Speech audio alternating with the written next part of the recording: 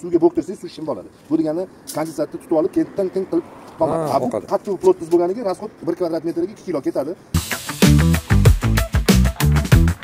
Bu binoyimiz, mana polностью fasadi izolyatsiya qilinadi, tepli izolyatsiya. Hozir tepli izolyatsiyani mahsulotni plotnisi, sifati hammasi to'g'risida qisqacha bir ma'lumot berib o'tamiz. Okay, ismingiz? Meni ismim Shuhrat. Buni penani 2 xil varianti bor. Shumizatsionni materiallari bor, mana yumshoq. Uni meshkomnatning balkon orasiga, xonani orasiga sepiladigan. Bu arzonroq variantlari. Buni keyin mana gidroizolyatsiya ham bor. Bu yonmaydi mana. Bemalol yoqib ishlasangiz ham bo'ladi. Olovni yoqib ishlab tursangiz, yongandek ko'rinyapti. Olib qo'ysangiz o'chadi. Mana bu penaplex degani. Bu ham issiq sovuq material uchun, lekin bu neft produktdan yasaladi. Buni bundoq qilsangiz yon ketaveradi. Ko'rasizmi? Kichayib yo'q ketadi. Ha, ko'rasizmi? Yon ketadi. Bu yonmaydi. Buni даже bu yongandan ko'rasizmi? Kichayib ketganda. Bu materialimiz mana tegidan bu usti yongan bo'lsa ham ichi bemalol mana toza deb turibdi. Ichiga o'tmaydi.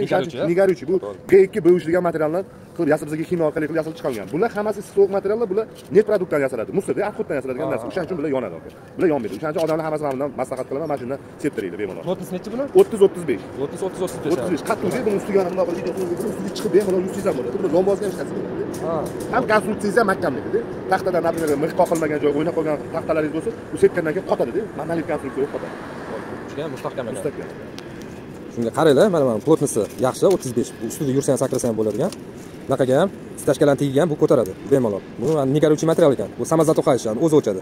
Olov tesa bu kuyadi-da, lekin o'chib qoladi. Davom etmaydi yonishi. Bu degani pajamnilarga fora deganida 40 minut olovni ushlab turadi. Chunki kislorodning yechayka yo'q.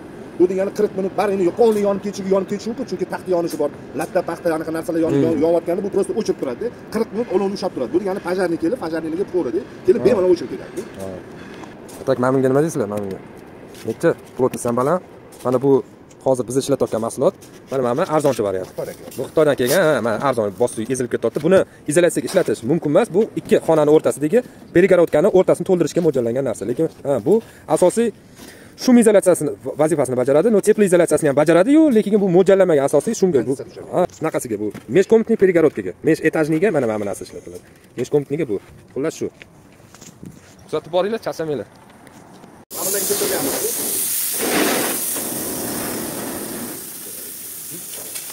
Zo'r.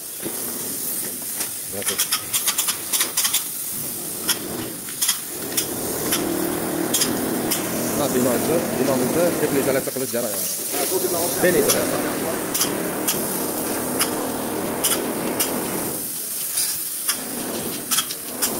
Polностью fasad bo'ladi. Polностью to'liq. Hamma yo'q bo'ladi. Bu yoqqa energiya effektivniy romlar o'rnatiladi, yaxlit bo'ladi. Xolasa.